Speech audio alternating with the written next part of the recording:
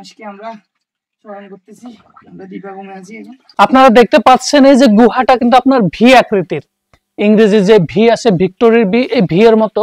আর এখানকার অবস্থাটা দেখে যতটুকু মনে হচ্ছে এটা কিন্তু কোনো মানুষ দ্বারা সৃষ্টি না, প্রাকৃতিক ভূমিধসের কারণে এখানকার যে পাহাড়ের ছোট ছোট পাথরের খন্ড দেখা যাচ্ছে তা দেখে কিন্তু এরকমই মনে হচ্ছে যে পাহাড় ধসে কিন্তু এই গুহাটার সৃষ্টি। সত্যি অপূর্ব সুন্দর একটা দৃশ্য। আমরা এখন একটু ভিতরের দিকে যাব। আর এই যে কিছু পানির শব্দ শুনতে পাচ্ছেন, সত্যি পানির শব্দগুলো কিন্তু আপনাকে আলাদা একটা আকৃষ্ট করবে, আপনাকে অ্যাডাপ্ট করতে বাধ্য করবে। আর ভিতরের অংশটা কিন্তু অনেক গহীন অন্ধকার, অনেক চ্যালেঞ্জের ব্যাপার স্যাপার আছে। ওইদিকে অনেক দূর যাওয়া যাবে, অনেক ছোট রাস্তা, তো আমরা ভিতরের দিকে যাব না আর, কারণ এইটা কিন্তু এত পরিচিত না, বা এখানে এত টুরিস্টও আসে না, লোকাল লোকজন আসে ঘোরাফেরা করে। তার ভিতরে আমরা এসেছি তাও অনেকদিন পর। জানি না ভিতরে কত পোকজোক বা ভয়ঙ্কর কিছু থাকতে পারে, তাই আমরা ভিতরের দিকে যাব না। বাইরের এই সৌন্দর্যটুকু আজকে আপনাদেরকে দেখাবো।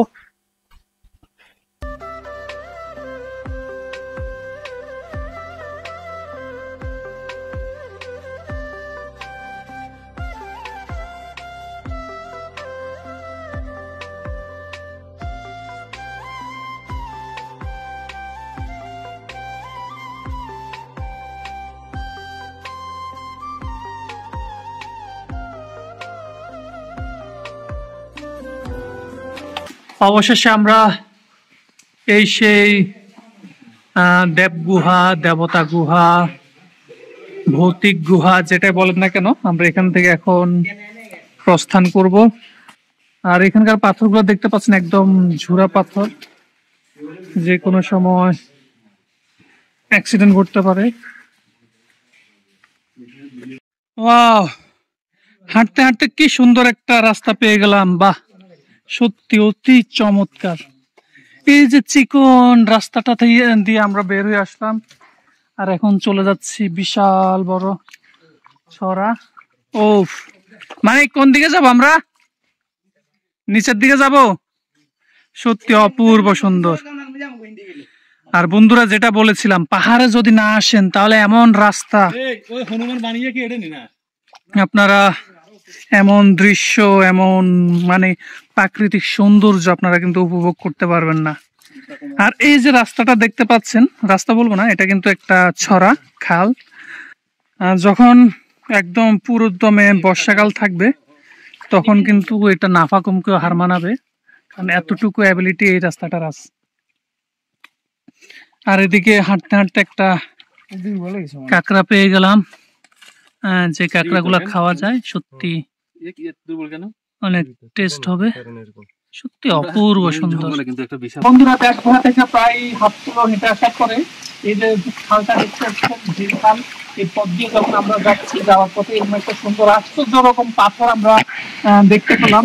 অনেকক্ষণ দেখার পরে যেটা মনে হচ্ছে একটা মানুষ এখানে শুয়ে আছে, একদম অবিকল দেখে। এই যে মাথা, শুধু হাত দুটা নেই, বুক, পেট, পা, মানে সবকিছু এখানে রয়েছে। প্রকৃতির লীলা খেলা আসলে বোঝা বড় দায়, কারণ প্রকৃতি আমাদের জন্য এমন কিছু সাজিয়ে রেখেছে, যদি আপনি নিজ চোখে না দেখেন তাহলে কিন্তু আসলে বিশ্বাস করতে পারবেন না।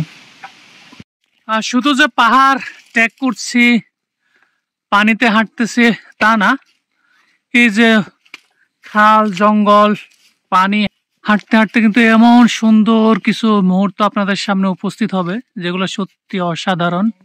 এই যে একটা গাছ দেখতে পাচ্ছেন, একদম ফুলে আবৃত।